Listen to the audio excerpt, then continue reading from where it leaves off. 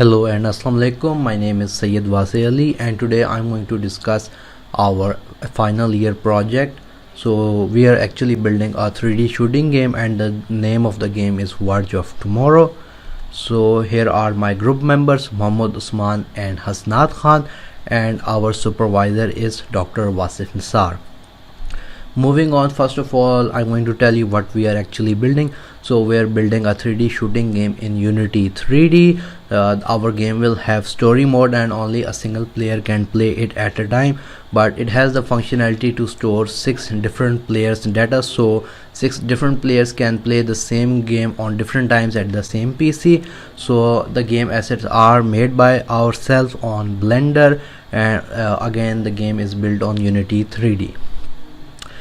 Features of our game include that it is a TPP or third person perspective game in which the player will have TPP camera movement. Our game is going to have a total of 5 levels, in which the first level is going to be our demo level. So in total it has 6 levels, but we're not including the demo as a level in this case. The level difficulty will increase as the player moves to the next level. User can view their high score in the main menu as well, and user can equip different weapons and do all the basic movements that are required for a third person game. Next we are going to tell you about our game assets. So here is a demo asset that we built on Blender. As you can see, here is a forest house that we're going to use in our forest level. So all the texturing is done by ourselves on Blender, as well as the creation of this house and all the other assets, which I cannot show you because in that case the video will become very long. But as you can see, I have selected this one object, and this was basically a cylinder on Blender which we just extended. So in this way we have built different assets on Blender and then imported on Unity after converted it to a FBX file.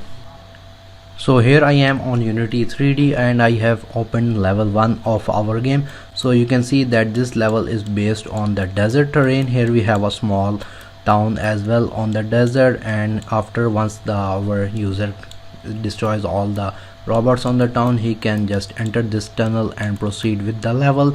So we made the town, the homes and the train by ourselves, and here is our character as well. So we made our character using Adobe Fuse as well. Here is a soldier holding his rifle. So let me just go in the game mode and let me just play the game to better show you all the functionality that we have. Here on the top left side you can see the FPS or frame per second, so that the player knows if the game is lagging, then it means that his FPS is slow, which means that his PC graphic card is old or slower. On the top right side we got our score counter. Whatever score our player makes in this level, then it will be shown on the top right side. On the lower left side we got our health bars, which are total in 5 at the beginning, but our player can collect them on the level. Lower to that is our health bar, and the lower left side shows our total ammo and how much ammo do we have in our magazine. And here if the player wants to open the scope, he can do so, and he can fire bullets as well. So this is the main functionality of our player, and you can see he can move freely. We have total of 5 levels, means that they are made on 5 different terrains.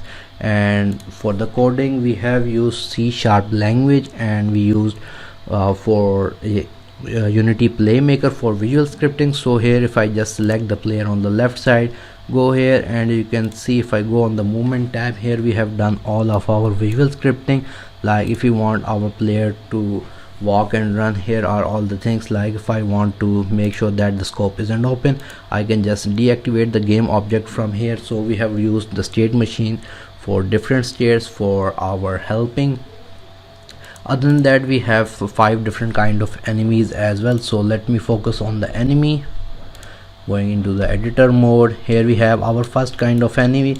So this is the enemy which will not move, and let me just enable the other 4 as well.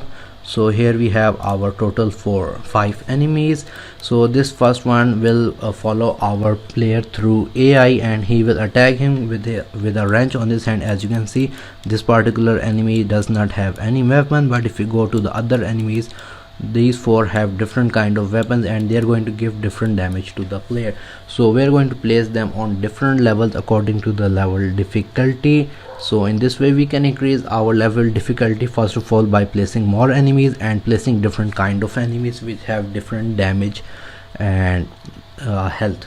So as you can see, these are different enemies. This robot will not follow our enemy, he's just going to stay on a single place and he's going to fire from that. By following our player, the other three types will follow our enemy and fire him. So again we have 5 different kind of enemies in our game, which will make our game more interesting and fun to play, as well the difficulty of our game will increase. So let me just run the game in Windows so you can get a better idea of the main menu or UI of our game. So here I have run the game on my PC. This is the main menu whenever the player is going to launch our game. On the back you can see we have this cool breathe animation on the menu. First of all, let's go to the options menu. Here if the user presses on controls, he can view the controls on the text as well as visually, so this will better guide our user of the controls. If I go back, then we have our graphics and sound options. Here you can choose the quality from low, medium, high, the resolution as well according to their frame rates. So my screen supports a max of 1920 resolution at 60 Hz. This resolution value will mainly depend on your screen size. If your screen size is 1280 max, then it's not going to go above that resolution. Here we have our full screen toggle as well our game music bar, so you can increase or decrease or the game music from here. We're going to go back. After that you can start the game. If you are going to start a new game, you can press on new game, but if you want to continue a game, you can select any save point slot where you have saved the game. So you can see we have a total of 6 slot points. So let's just press on new game. Here you can see the level has been loaded up, the desert terrain for now. Here you can see the sky, the small town, the FPS on the top, and here if I press on the escape key, you can see here we have our pause menu. The player can resume the game, load the game. If wants to load any game, can go back and he can go to the main menu as well. Here is the second level of our game as well, which is based on a forest terrain, as you can see right here. So the other 3 levels are mountains, forest, mountains, snow mountains, and cities. So I'm not going to show you all the levels because in that case the video is going to become really long. So our project is aimed at the game market. We want to add joy and entertainment to our players who are going to use our game, improve their reflexes, and just allow them to have a good time while they are playing our game. So this is our FYP project, Verge of Tomorrow, a 3D shooting game. Thank you for watching.